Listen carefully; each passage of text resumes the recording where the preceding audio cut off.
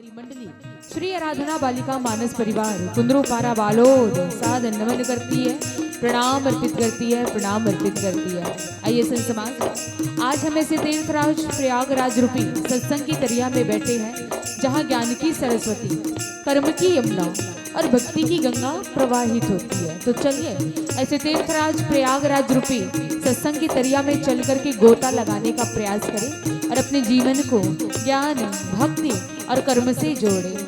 और आइए, हमारी कथा प्रसाद के रूप में मिला है श्री रामचरित मानस का द्वितीय सोपान अयोध्या कांड दोहा क्रमांक 64, जहाँ पर गोस्वामी श्री तुलसीदास जी महाराज लिखते हैं, प्राणनाथ करुणायतन सुंदर सुखद सुजान, तुम बिनु रघुकुल कुमद विदु सुरपुर नरक समान। आज भगवान राम को वनवास मिला है, तो भगवान राम के वनवास की बात को जब माता सीता जी सुनती है तो माता सीता जी भी भगवान से जिद करती कि प्रभु, एक पत्नी का सुख उसके चरणों में होता है, जहाँ पति जाएगा वहां तो पत्नी रहेगी ना। भाई विवाह क्यों होता है? ताकि पति और पत्नी एक साथ मिल करके उस विवाह को निर्वाह कर सके, इसलिए विवाह किया जाता है। तो माता सीता जी भी भगवान राम से यही कहती, प्रभु एक पत्नी का सुख उसके पति के चरणों में है, अतः मैं भी आपके साथ वन में जाऊंगी। भगवान राम कई प्रकार से समझाते हैं माता सीता को, लेकिन माता सीता कौन है? एक पतिव्रता नारी है, और एक पतिव्रता नारी का सुख केवल और केवल उसके पति के चरणों में होता है। तो आइए, ये सुंदर सा पावन कथा प्रसंग, क्योंकि कलयुग में ऐसे बहुत सारे केस हैं, तलाक के ऐसे बहुत सारे केस है, शादी को 10-15 साल होने के बाद भी पति और पत्नी के बीच में लड़ाई झगड़े के केस बनते हैं, पति और पत्नी के बीच में तलाक की नौबत आ जाती। कारण क्या है? तो आइए, राम और सीता के चरित्र से हम सीखे कि एक पति और पत्नी को रहना कैसे चाहिए, एक पत्नी का धर्म पति के प्रति होता क्या है। आइए, माता सीता जी के सुंदर से चरित्र से हम सीखे एक छोटे से भजन के पश्चात।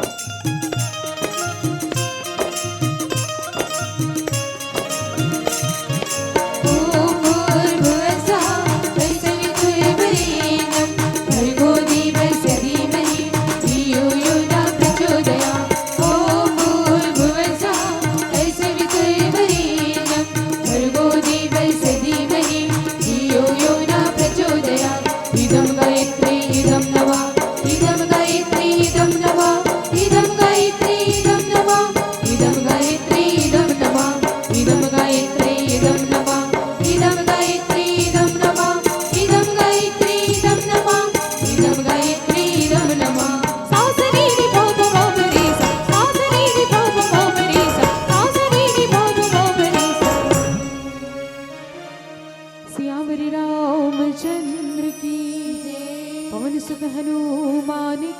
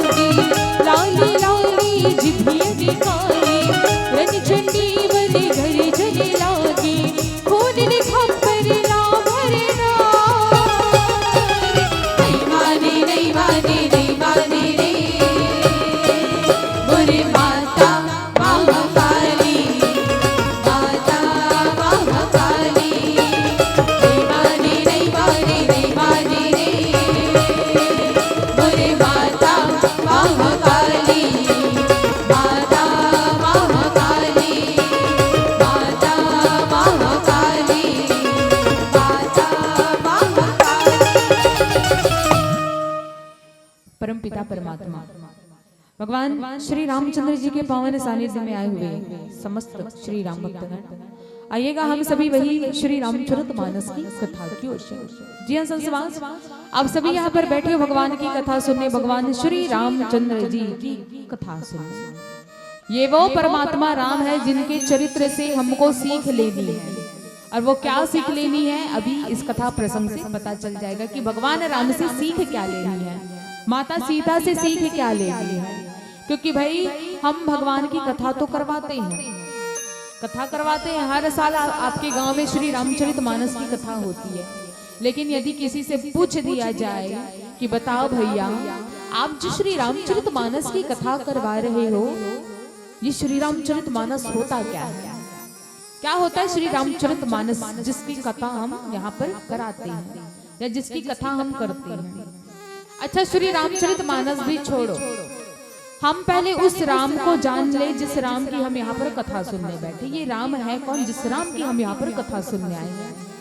पहले राम को जानना होगा, तब राम जी का चरित्र हमको समझ में आएगा। तो आइए, श्री राम, राम कौन? तो बोले ज्ञान अखंड एक सीतावर, जो सिद्ध ज्ञान के अखंड ज्ञान के साक्षात स्वरूप है। तो जो स्वयं ज्ञान के भंडार है, आज हम उनकी बात कहने जा रहे हैं। राम कौन? तो बोले ज्ञान। ज्ञान कौन? तो राम। किस चीज का ज्ञान? मैं कौन हूँ, मैं कहाँ से आया हूँ, मेरे संसार में आने का उद्देश्य क्या है, मुझे संसार में आकर के करना क्या है, मुझे संसार को छोड़ करके जाना कहाँ है। जिस दिन हमारे अंदर ये ज्ञान आ गया, समझना राम आपके जीवन में है, और यही परमात्मा राम की आज हम सभी यहाँ पर कथा सुनने बैठे हैं। मैं कौन हूँ? तो बोले मैं आत्मा हूँ। मैं कहाँ से आया हूँ? मैं उस परम पिता परमात्मा के धाम से आया हूँ। मेरे संसार में आने का उद्देश्य क्या है संसवास? बोले भगवान की भक्ति, भगवान का भजन। मुझे संसार को छोड़ करके जाना कहाँ है? तो जिस धाम से मैं आया हूँ उसी परमात्मा के धाम में मुझे लौट करके जाना है। तो जिस दिन हमारे चेत में ये चैतन्य ज्ञान आ गया, समझना राम हमारे जीवन में है, और यही परमात्मा राम की आज हम सभी यहाँ पर कथा सुनने के लिए बैठे हैं। नाम से स्पष्ट ना, श्री राम चरितमानस, भगवान राम के चरित्रों की गाथाओं को अपने मन में बैठा करके, मानस यानी मन, बुद्धि, चित्त, मंथन करना, चिंतन करना, भगवान राम के आदर्शों को, भगवान राम के चरित्रों को अपने मन में बैठा करके अपने दैनिक जीवन में लाना, अपने आदर्श में लाना, अपने व्यवहार में लाना ही श्री रामचरितमानस कहलाता है। और यही श्री रामचरितमानस की आज सभी हम कथा सुनने बैठे हैं, क्योंकि श्री रामचरितमानस का प्रचार प्रसार बहुत हो चुका है। अब बारी है श्री रामचरितमानस को हम अपने जीवन में आत्मसाध्य करें, क्योंकि जब तक भगवान के चरित्रों को आत्मसाध्य करेंगे नहीं, तब तक ये कथा सफल नहीं होगी। तो कथा को सफल बनाना है तो भगवान के चरित्रों को अपने जीवन में धारण करना होगा। आइए, श्री रामचरितमानस का द्वितीय सोपान अयोध्या कांड, दोहा क्रमांक 64, जहाँ पर गोस्वामी शतुल सिद्धार्थ जी महाराज लिखते हैं, प्रणति पाली रघु, प्रणति पाली करुणायतन, सुंदर सुखद सुजान तुम बिनु रघुकुल कुमद विधु सुरपुर नरक समान तुम बिनु रघुकुल कुमद विधु सुरपुर नरक समान। संत समाज आइए, अयोध्या ये वो कांड है जहां भगवान को वनवास मिला। अयोध्या कांड कहते ना, इच्छा एक ऐसी चीज है जो कभी समाप्त नहीं होती है। आप कोई दुकान पर चले जाओगे, दुकानदार आपको कोई सुंदर सी साड़ी दिखाएगा, आपको अच्छा लगेगा। अगर उससे और सुंदर साड़ी दिखाएगा तो आपका मन करेगा कि हम उस सुंदर साड़ी को भी ले लें, और उसे सुंदर दिखाएगा तो मन करेगा कि पूरा दुकान ही ले लें। तो कहने का मतलब है इच्छा कभी समाप्त होती नहीं है। तो वैसे ही थे ये अयोध्या नगर वासी। महाराज दशरथ जी की एक भी संतान नहीं थी, तो अयोध्या वासियों का मन हुआ कि क्यों ना हम भगवान के दर्शन करें, अर्थात महाराज दशरथ की एक भी संतान नहीं। तो अयोध्या वासियों का पहली इच्छा रहती है कि हम महाराज दशरथ के संतान को देखें। महाराज दशरथ जी के एक नहीं 4 संतानें होती है। अयोध्या वासियों की ये इच्छा पूर्ण हो जाती है। अब जैसे ही इच्छा पूर्ण होती तो उनकी दूसरी इच्छा प्रारंभ हो जाती कि अब हम चारों ललाओं का दर्शन करें, चारों ललाओं को खेलता देखे, पढ़ता लिखता देखे। जैसे चारों लाला बड़े होते हैं, गुरु वशिष्ठ जी के आश्रम में जाते हैं शिक्षा ग्रहण करने के लिए, उनकी एक छवि पूर्ण हो गई। अब अयोध्या वासियों का मन है कि हम चारों लालाओं को, चारों राजकुमारों को हम दूल्हे के वेश में देखें, हम इनका विवाह होते देखना चाहते हैं। तो चलो ठीक है, भगवान ने उनकी एक छवि पूरी कर दी कि चारों भाइयों का विवाह जनक महाराज की चारों बेटियों के साथ होता है। बड़े प्रसन्न से रहने लगते अयोध्या नगर में, बड़ी सुख का माहौल है, आनंद का माहौल है, मंगलमय का माहौल है, सभी लोग सुख सुविधा से रह रहे हैं। अब अयोध्या वासियों की जैसे ही इच्छा पूरी हो गई विवाह वाली, तो दूसरी इच्छा चालू हो जाती है, दूसरी कामना चालू हो जाती कि अब हम राम को राजा के वेश में देखें, हम राम को राजा बनते हुए देखना चाहते हैं। अब उनकी ये इच्छा पूर्ण होने वाली रहती ही है कि क्या होता है, महाराज दशरथ भी विचार करते कि क्यों ना अब मैं राम को राजा बना दूं। गुरु वशिष्ठ जी के पास में जाते तो गुरु वशिष्ठ जी एकदम साफ कहते हैं, हे राजन, आप जिस समय में राम को राजा बना दोगे वो समय शुभ है, इसमें शुभ मुहूर्त वाली कोई बात ही नहीं। जिस समय राम राजा बन जाए, वो तो राज सिंहासन पर जब बैठने की बारी आ रही तो मैं अकेला क्यों बैठूं। अपने मन की बातों को माता सीता को बताते हैं। मंत्री सुमंत का बुलावा आता है। मंत्री सुमंत कहते कि राम जल्दी चलो, महाराज दशरथ जी तुम्हारा इंतजार कर रहे, जल्दी चलो। और आइए भगवान राम गोप भवन में जाते हैं तो पता चलता है भगवान राम को कि भगवान राम को 14 वर्षों की वनवास के लिए वन को जाना है। माता कैकेयी ने यह वरदान मांगा है महाराज दशरथ से, और भगवान राम को अब राजा के बजाय वनवासी बनना है। और आइए सुंदर सा भजन, तत्पश्चात कथा प्रसंग में प्रवेश करेंगे। श्यावर रामचंद्र की जय।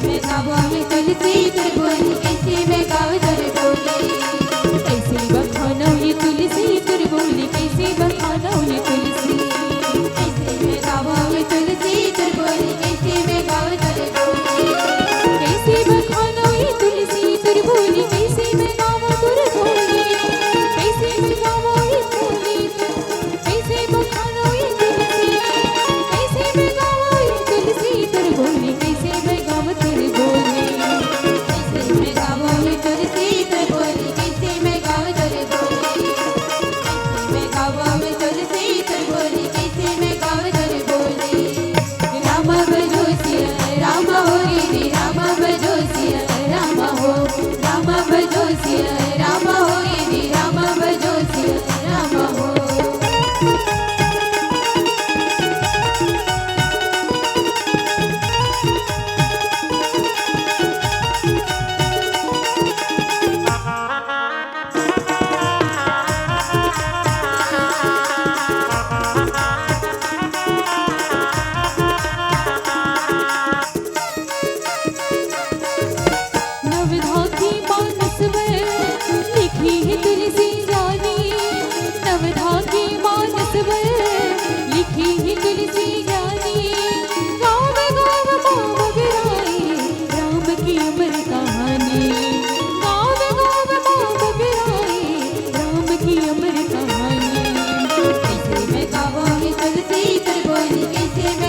तोरे बोली, कैसे मैं गावा ही तुलसी तर बोली, कैसे मैं गावा तोरे बोली। रामा भजो सिया रामा हो दीदी, रामा भजो सिया रामा हो, रामा भजो सिया रामा हो दीदी, रामा भजो सिया रामा हो।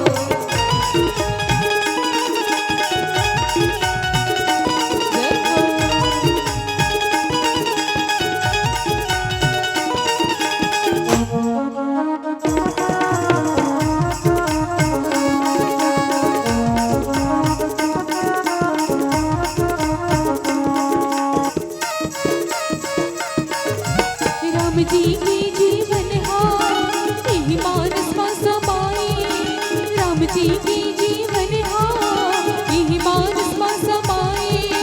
रामायण की पुतहार जन मानस ना भाई, रामायण की पुतहार जन मानस ना भाई। कैसे मैं गावा है तुलसी तर बोली, कैसे मैं गावा तोरे बोली, कैसे मैं गावा है तुलसी तर बोली, कैसे मैं गावा तोरे बोली, कैसे मैं गावा है तुलसी तर बोली, कैसे मैं गावा तोरे बोली, कैसे मैं गावा है तुलसी तर बोली, कैसे मैं गावा तोरे बोली, कैसे मैं खाना है तुलसी तर बोली, कैसे मैं गावा तोरे बोली। मैं गावा है तुलसी तर बोली, कैसे मैं गावा तोरे बोली, कैसे मैं गावा है तुलसी तर बोली, कैसे मैं गावा तोरे बोली, कैसे मैं गावा है तुलसी तर बोली, कैसे मैं गावा तोरे बोली, कैसे मैं गावा है तुलसी तर बोली, कैसे मैं गावा तोरे बोली। रामा भजो सिया रामा हो दीदी, रामा भजो सिया रामा हो, रामा भजो सिया रामा हो दीदी, रामा भजो सिया रामा हो, रामा भजो सिया रामा हो दीदी, रामा भजो सिया रामा हो, रामा भजो सिया रामा हो दीदी, रामा भजो सिया रामा हो। मेरे पिताजी ने मुझे मौका दिया है, मेरी माँ ने मुझे मौका दिया है कि कम से कम मैं वन का राजा तो बन ही सकता हूँ। तो भगवान राम महाराज दशरथ महारानी कैकेयी के चरण कमल को स्पर्श करते हैं और वापस माता सीता के पास अर्थात अपने कक्ष में आते हैं। भगवान राम माता सीता जी को सारी बातें बताते हैं कि हे सीता मेरी बात ध्यान से सुनना। महारानी कैकेयी और महाराज दशरथ माता पिता ने मुझे 14 वर्षों का वनवास को जाने को कहा, 14 वर्षों के लिए वन में जाने को कहा है सीता, इसलिए मैं अकेले ही वन में जाऊंगा। माता सीता जी को पता चलता है कि भगवान राम के लिए 14 वर्षों का वनवास मिला है। माता सीता कहती कि प्रभु यदि आप जाओगे तो मैं भी आपके साथ में जाऊंगी, मैं क्या करूंगी यहाँ वन में, यहाँ अकेले अयोध्या में रह करके। भगवान राम कहते कि नहीं नहीं सीता तुम कैसे वन की यात्रा करोगी, अरे ये कोई वन खेलों का खिलौना नहीं है जो तुम मेरे साथ वन में चलोगे और तुम्हें अच्छा लगेगा, ऐसा नहीं है सीता। तुम्हें वहां कंदमूल फल खाना पड़ेगा, तुम्हें कांटों की राह को देखना पड़ेगा और तुम वो नहीं हो, तुम कांटों के लिए नहीं बनी हो सीता। अरे तुमने बचपन से लेकर के अभी तक हमेशा फूलों की राह पर चलना जाना है। यदि तुम मेरे साथ वन में चलोगी तो ना जाने वन में कितने निशाचर होते हैं, कैसे कैसे लोग होते हैं, कैसे कैसे लोगों से तुम्हारा सामना करना पड़ेगा। तुम कैसे वन की यात्रा करोगे और तुम कैसे अपने आप को संभालोगे ऐसे वन में। माता सीता कहती कि प्रभु आप चिंता मत करिए, जैसा आप रहोगे वैसी तो मैं भी रहूंगी ना। आपने भी कौन सा कांटों की राह देखी, आपके लिए भी तो नया चीज है, पहली बार है ना आपके लिए, तो मेरे लिए भी पहली बार है, जैसा आप रहोगे वैसा मैं भी रहूंगी। भगवान समझाते कि नहीं नहीं सीता मेरी बात को मानो। अरे हम महाराज जनक और महारानी सुनैना तुम्हारी माता पिता को ये वचन दे करके आए हैं कि हम आपकी पुत्री का भली भांति ख्याल रखेंगे, देखभाल रखेंगे, और तुम हमारे साथ वन में जाने की जिद मत करो सीता। और वैसे भी ये 14 वर्षों का वनवास केवल राम के लिए मिला है, सीता के लिए नहीं मिला है, ये केवल मेरे लिए मिला है, तो मैं अकेले वन में जाऊंगा। तुम क्यों मेरे साथ ये सजा काटोगी, तुम क्यों मेरे साथ इस वन में जाओगी। अरे तुमने बचपन से लेकर के कुशन पर सोने का तुमको आदत है, वहां घने वन में कैसे रहोगी? अरे वहां तो घने वन में तो न रहने का ठिकाना होगा, न सोने का ठिकाना होगा, न खाने का ठिकाना होगा। तुम कैसे अपने आप को संभालोगी सीता? और मैं अपने रहते तुम्हें इस हाल पर नहीं देख सकता। कृपा करके मेरी बात मानो, तुम यही ससुराल में रह करके, अपने ससुराल में रह करके महारानी कौशल्या, माँ कैकेयी, माँ सुमित्रा का ख्याल रखना, इनके चरणों की सेवा करना, सास ससुर की सेवा करना। अरे कम से कम राम अयोध्या में नहीं रहेगा तो माता पिता को इतना तो उम्मीद मिलेगा ना कि उसकी बहू तो यहाँ है हमारी सेवा के लिए। तो माता सीता जवाब में कहती कि प्रभु, मेरे अलावा 3 और भी बहुएं हैं जो माता पिता की सेवा कर सकती है, सास ससुर की सेवा कर सकती है। अरे एक पत्नी का सुख उसके पति के चरणों में होता है। प्राणनाथ करुणा यतन सुंदर सुखद सुजान, तुम बिनु रघुकुल कुमद विधु सुरपुर नरक समान। हे प्राणनाथ, हे दया के धाम, हे सुंदर, हे सुख को देने वाले, हे सुजान, हे रघुकुल रूपी कुमुद के खिलाने वाले चंद्रमा, आपके बिना यदि मुझे स्वर्ग में भी स्थान दे दिया जाए ना, यदि कहा जाए कि मुझे स्वर्ग में रहना है बिना पति के, तो भी वो स्वर्ग का सुख मेरे लिए फीका है, वो स्वर्ग का सुख मेरे लिए नरक के समान है। प्रभु समझिए, एक पत्नी का सुख उसके पति के चरणों में होता है। याद रखना संत समाज, जब तक एक लड़की का विवाह नहीं हुआ है, जब तक एक लड़की का विवाह नहीं हुआ, वो कुंवारी कहलाती है। विवाह के पश्चात वो नारी कहलाती है, लेकिन जब वो किसी बच्चे की माँ बन जाए तो वो नारी महतारी कहलाती है। माता सीता कहती कि प्रभु, यदि मेरा विवाह नहीं होता तो कोई दिक्कत नहीं था, लेकिन अब मेरा विवाह हो चुका है। जब तक एक लड़की का विवाह नहीं हुआ है तब तक उसका खान पान कौन करेगा? उसके माता पिता, गुरुजन, परिजन, सखे संबंधी, ये एक सीमित समय तक उनकी रक्षा कर सकते हैं, पालन पोषण कर सकते हैं।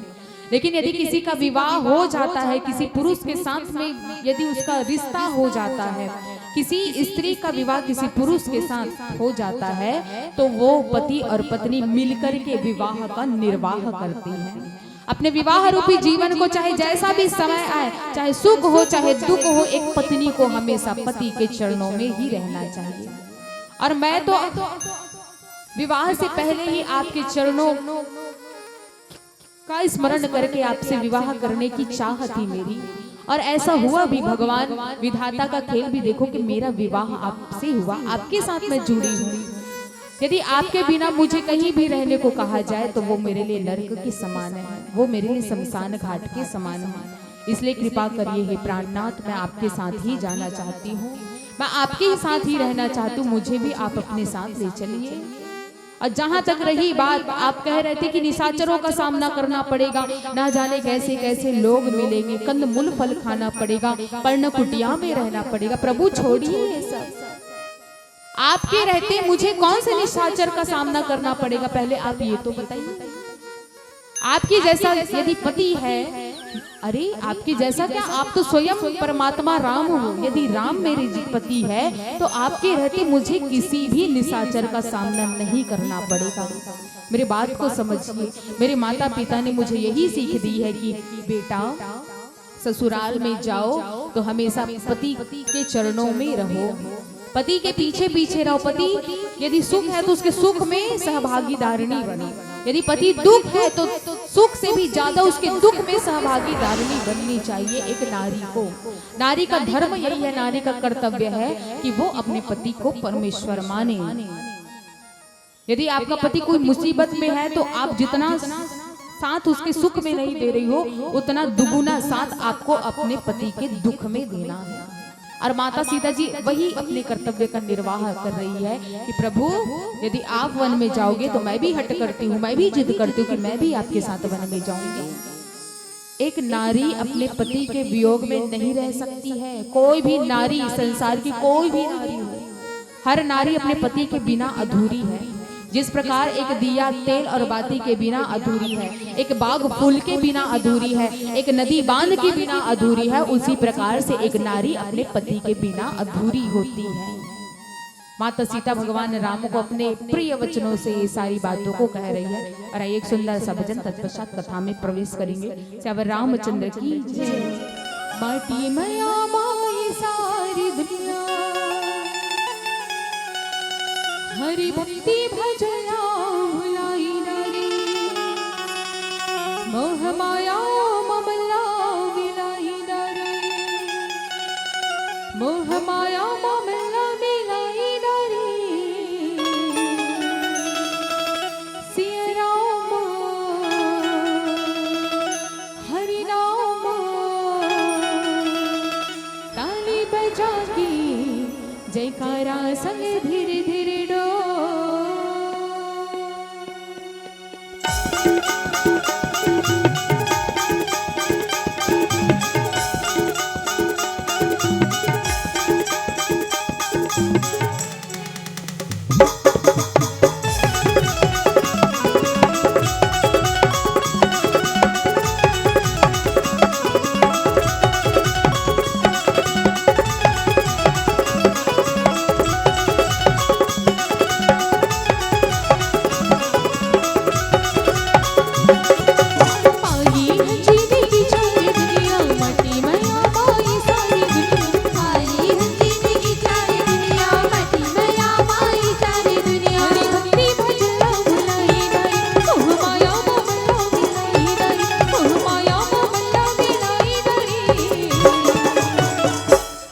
महतारी हो खाली पीली नहीं बैठना है, ये दोनों हाथ में थोड़ा उठाना है और ये मत थोड़ा जोर लगाना है और जोर लगा के जयकारा लगाना है। तो निवेदन है सबको चलने दोनों हाथ ला उठा लो भाई, आप ही मन ला कहा तो दोनों हाथ ला उठा लो। अवोती भैया मन ले भी निवेदन है सबको जन दोनों हाथ ला उठा लो, इनमें जोर लगाना है भाई। बोल साचे दरबार की जय, सिया राम हरि नाम ताली बजा के जयकारा संग धीरे धीरे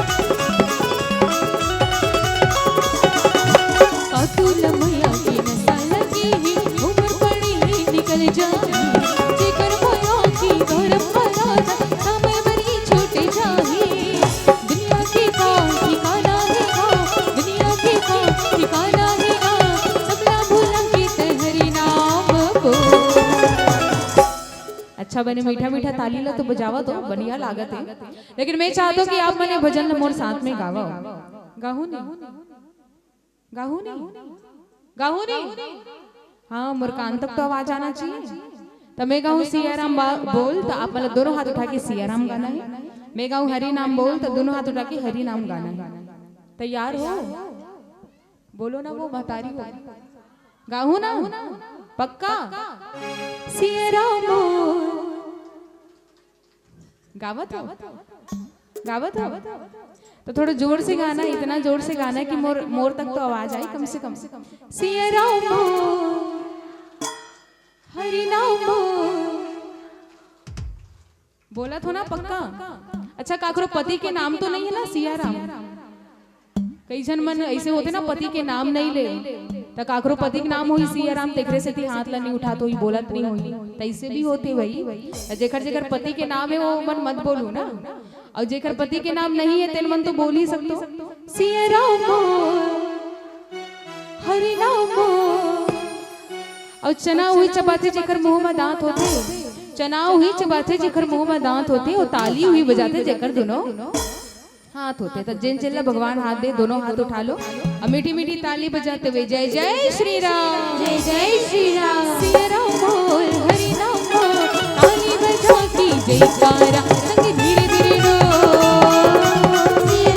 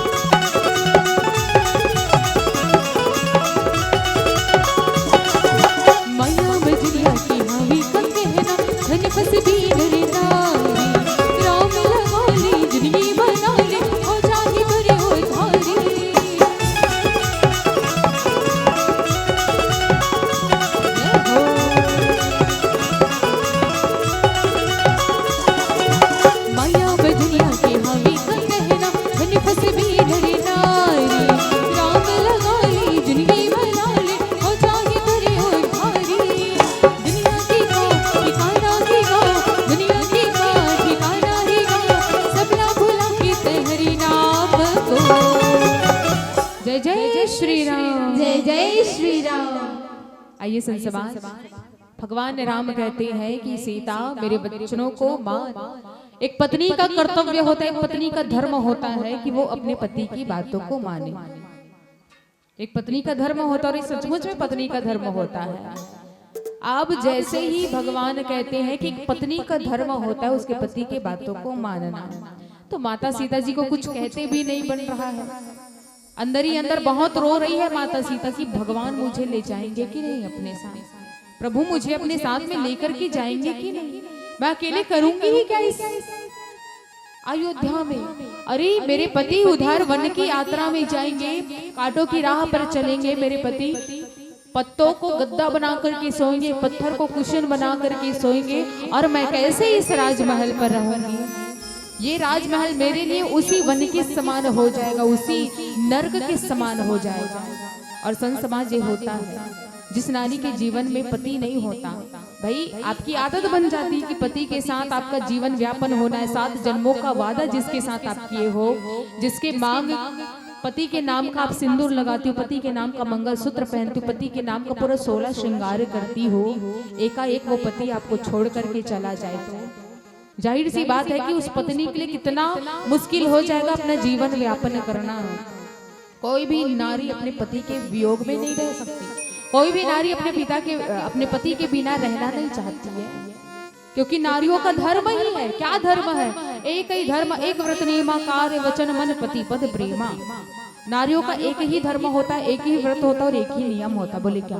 पति के चरणों में प्रेम, पति के चरणों में व्रत, पति के चरणों में नियम। ये 3 चीज आपके जीवन का होता है। जिसके जीवन में पति नहीं है वो तो भगवान को अपना सकती है। जिसके जीवन में पति नहीं है, जो नारी मतलब विधवा है या कुंवारी नारी, कुंवारी लड़कियां, ये भगवान को एक बार अपना पति मान सकती है, लेकिन विवाह के पश्चात कोई भी नारी भगवान को अपना पति नहीं मान सकती है। और ये है पतिव्रता धर्म की कथा। और ऐसी ही नारी थी माता सीता। माता सीता भी एक सतीत्व नारी थी, पतिव्रता धर्म का पालन करने वाली नारी थी। अरे पतिव्रता धर्म किसे कहते, सती किसे कहते, सतीत्व किसे कहते हैं? जो नारी अपने मन में अपने पति के अलावा पर पुरुष का दर्शन नहीं करती है, पराये पुरुष से ना तो बात करती है, ना तो आंख उठा करके देखती है, ना उसके बारे में चिंतन मनन करती है, ऐसी नारी संसार की सर्वश्रेष्ठ उत्तम नारी, उत्तम वर्ग की श्रेणी में आती है। नारियों को 4 श्रेणी में बांटा गया है। उत्तम वर्ग की नारी, मध्यम वर्ग की नारी, सामान्य वर्ग की नारी और नीच वर्ग की नारी। 4 वर्गों में बांटा है गोस्वामी श्री तुलसीदास जी महाराज ने नारियों को। तो उत्तम वर्ग की नारी वे नारी है जो अपने मन में अपने पति के अलावा पर पुरुष का दर्शन नहीं करती है, पति को ही अपना परमेश्वर मानती है। आपका पति जैसा भी हो, लूला हो, लंगड़ा हो, काना हो, बहरा हो, जैसा भी हो, हर नारी का पति उसके लिए देवता के समान पूजनीय होना चाहिए। मध्यम वर्ग की नारी के लिए थोड़ा सा छूट मिला। क्या? मध्यम परपति देखे कैसे, भ्राता पिता पुत्र निज जैसे। मध्यम वर्ग की नारियों के लिए यदि कोई पुरुष आपसे उम्र में बड़ा है तो आप उसे पिता की दृष्टि से देखो। कोई पुरुष यदि आपके बराबर है तो आप उसे भाई कहो, और कोई पुरुष आपसे उम्र में बहुत छोटा है तो आप उसे पुत्र की श्रेणी में देखोगी। ये पतिव्रता धर्म का पालन करने वाली नारियों के लिए ये मध्यम वर्ग की नारी की विशेषता है कि वो अपने पति को तो परमेश्वर मानेगी, लेकिन पति के अलावा जो दूसरा पुरुष होगा उसे आप पिता, भाई, पुत्र, इन 3 नजरों से आप उसे देखोगी। सामान्य वर्ग की नारी आप सभी हो गई। सामान्य वर्ग की नारी, पति कमा रहा है तो पत्नी भी कमाएगी, पति खा रहा है तो पत्नी भी खाएगी, पति के सुख दुख में जो बराबर सहभागीदारी बनाती है, पति के कदम से कदम मिला करके चलती है, ये है सामान्य वर्ग की नारी। लेकिन पति की सेवा होनी चाहिए। और उसके बाद है चौथा वर्ग, नीच वर्ग की नारी। जो नारी का जबरदस्ती विवाह किसी पुरुष के साथ करा दिया जाए, किसी लड़की का विवाह भयवश, वो लड़की भी भयवश आकर के किसी से भी शादी कर लेती है, और विवाह के बाद होता क्या है, वो अपने पति को प्रेम नहीं कर पाती, पति की सेवा नहीं कर पाती है, पति के लिए उपवास नहीं करती, व्रत नहीं करती, बाद में चल करके पति को जो धोखा देती है, ऐसी नारी नीच वर्ग की श्रेणी में आती है। और बड़ा भयंकर परिणाम भी है पतिव्रता धर्म पालन न करने का। गोस्वामी बाबा जी लिखते हैं कि जो नारी अपने पति के अलावा पर पुरुष के साथ संबंध बना करके रखती है, ऐसी नारी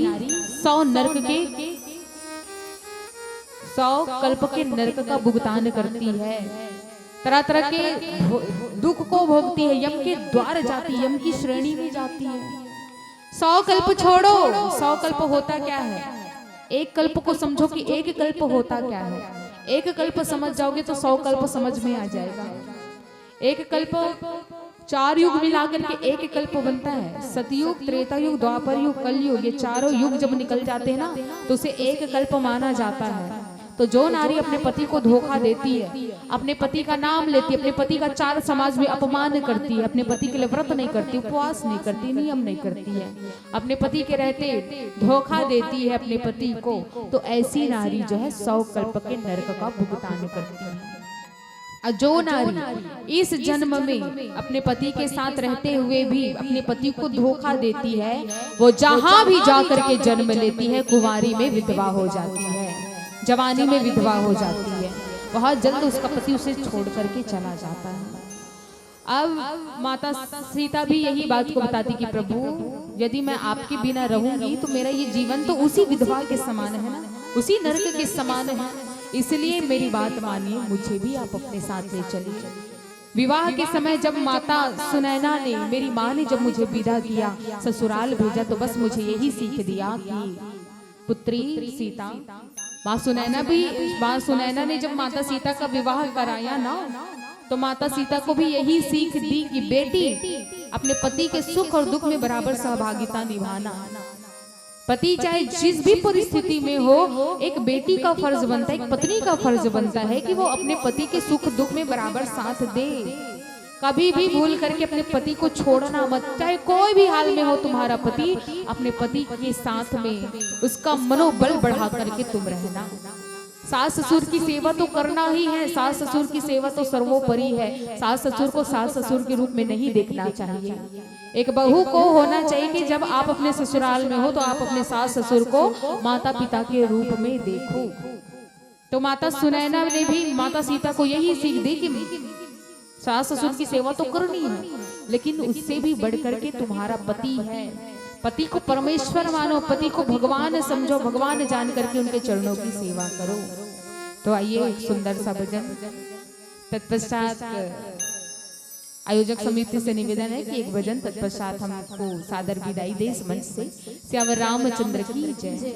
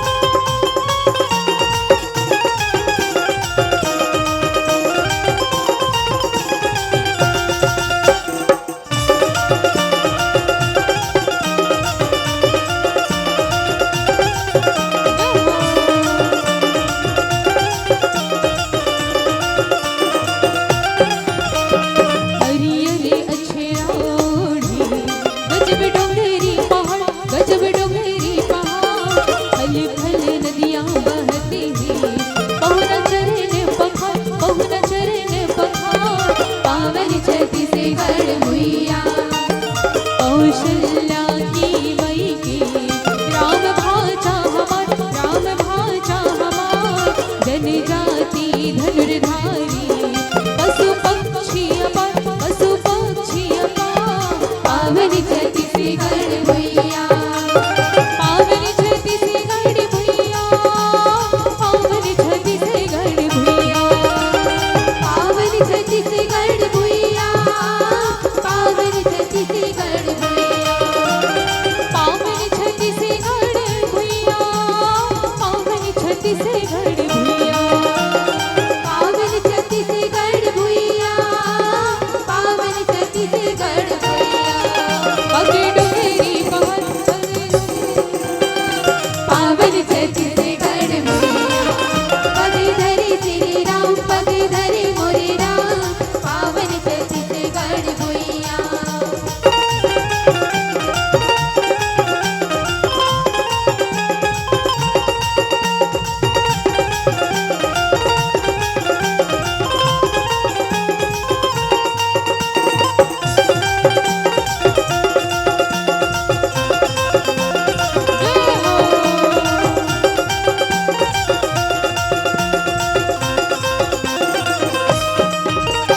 दंतेश्वरी दंतेवाड़ा, महामाया रतनपुर, महामाया रतनपुर, डोंगरगढ़ बमलाई, लक्ष्मण राजे सिरपुर, लक्ष्मण राजे सिरपुर, पावन छत्तीसगढ़ मैया। राजीव लोचन राजीव, सिंहवा सिंगी कुटीर, सिंहवा सिंगी कुटीर, वीरपुर गुरु घसीदास जी, तामाखेड़ा कबीर, तामाखेड़ा कबीर, पावन छत्तीसगढ़ मैया। पावन छत्तीसगढ़ मैया, पावन छत्तीसगढ़ मैया, पावन छत्तीसगढ़ मैया, पावन छत्तीसगढ़ मैया, पावन छत्तीसगढ़ मैया, पावन छत्तीसगढ़ मैया, पावन छत्तीसगढ़ मैया, पावन छत्तीसगढ़ मैया। पगे डोंगरी श्री राम, पगे धरी श्री राम, पावन छत्तीसगढ़ मैया, पगे धरी श्री राम, पगे धरी मोरे राम, पावन छत्तीसगढ़ मैया, पगे धरी मोरे राम, पगे धरी मोरे राम, पावन छत्तीसगढ़ मैया, पगे धरी श्री राम, पगे धरी मोरे राम, पावन छत्तीसगढ़ मैया, पगे धरी श्री राम, पगे धरी श्री राम, पावन छत्तीसगढ़ मैया, पगे धरी मोरे राम, पगे धरी मोरे राम, पावन छत्तीसगढ़ मैया। जय जय श्री राम। जय जय श्री राम। फिर भी माता सुनैना ने अपनी बेटी को ये सीख दिया, ये सीख दिया। तो वैसे तो माता सीता को आवश्यकता नहीं थी कि वो अपनी माँ के मुख से ये सारी ज्ञान की बातें ले, लेकिन किसी चीज का माध्यम होता है भाई, हर चीज का माध्यम होता है। यदि मैं यहाँ से बोल रही हूँ तो मेरी आवाज को सुनने के लिए आपको माध्यम की आवश्यकता है, और वो माध्यम क्या है? ये माइक। जब तक ये माइक नहीं लगेगा, ये लाउड स्पीकर नहीं लगेगा, तब तक मेरी आवाज आपको सुनाई देगी क्या? नहीं। तो वैसे ही माता सीता जी को माध्यम बनाया गया। श्री रामचरितमानस में हर किसी न किसी को माध्यम बनाया गया है।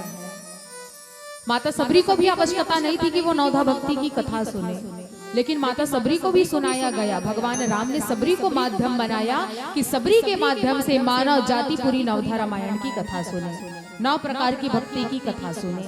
माता अनुसुईया ने अरण्य कांड में भी माता सीता को माध्यम बनाया कि अनुसुईया जो है सीता के माध्यम से पूरे नारी समाज को ये प्रेरणा दे सके कि कलयुग की नारियों को किस प्रकार से पतिव्रता धर्म का पालन करना है।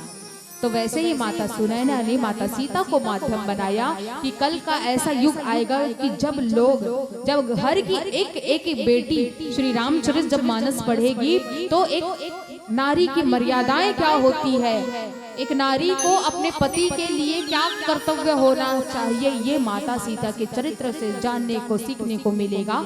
इसलिए ये श्री रामचरितमानस की कथा कराई जाती है कि आज की नारी को किस प्रकार से अपने पति के चरणों की सेवा करनी है, अपने पति की बात माननी है। क्योंकि आजकल का फैशन ऐसे हो गया है कि आजकल की नारियां क्या करती, अपने पति का नाम लेती है, अपने पति के नाम का सिर्फ नाम मात्र सिंदूर माथे पर लगाती है, मांग पर लगाती है।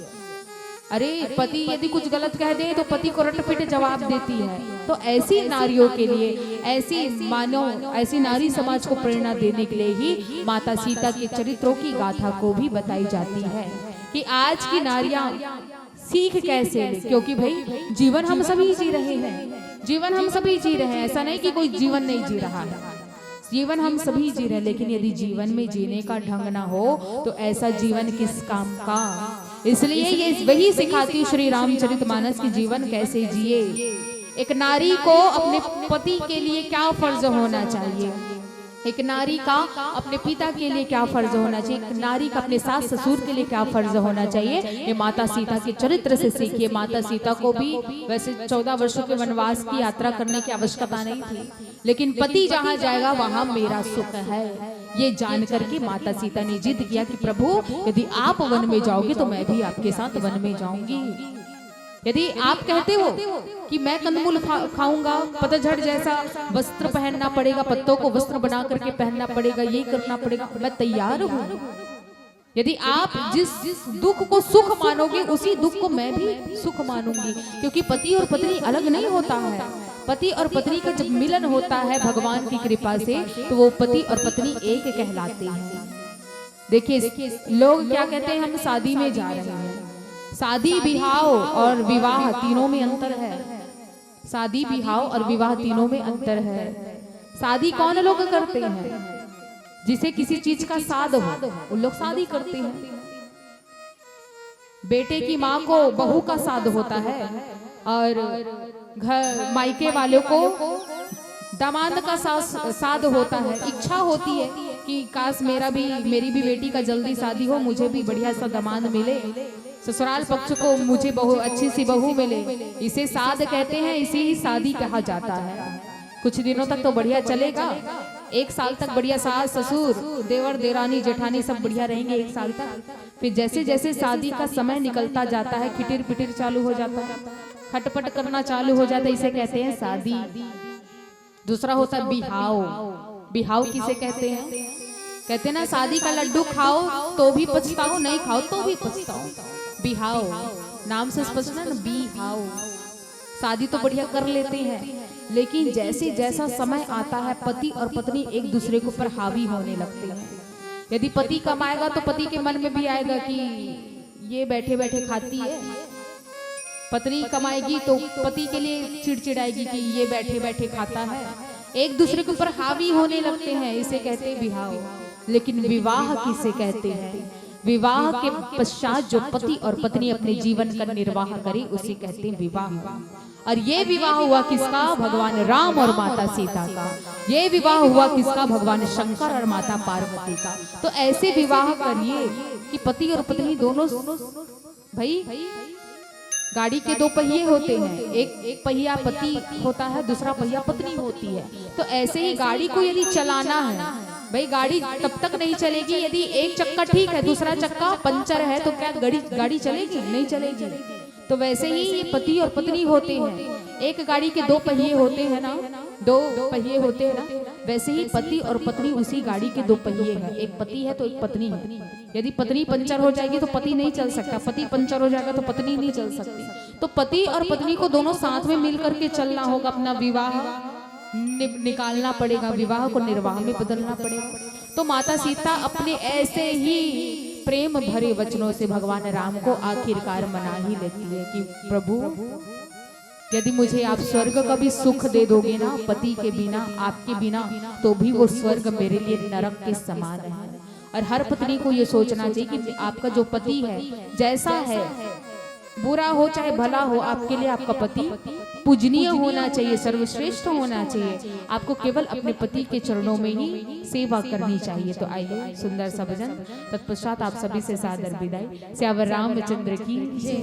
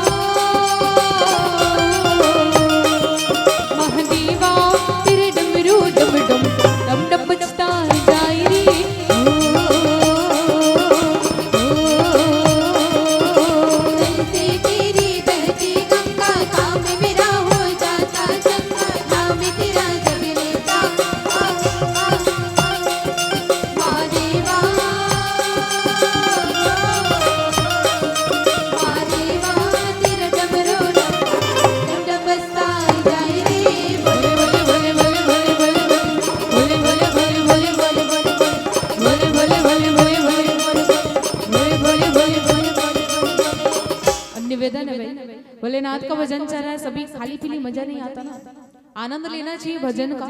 तो भोले नाथ जी बैठे हैं, बढ़िया सुंदर दिन भी है आज का, तो सभी दोनों हाथ उठा लेंगे और इस भजन को जयकारे के साथ मीठी मीठी तालियों के साथ इस भजन को हमारे साथ में गाना है। हरे हर महादेव की जय। ओम नमः शिवाय शंभू, ओम नमः शिवाय, ओम नमः शिवाय शंभू, ओम नमः शिवाय। मेरा भोला है भंडारी करता नंदी की सवारी, मेरा भोला है भंडारी करता नंदी की सवारी। शंभुनाथ रे ओ भोलेनाथ रे, ओ शंकरनाथ रे, ओ गौरा भाग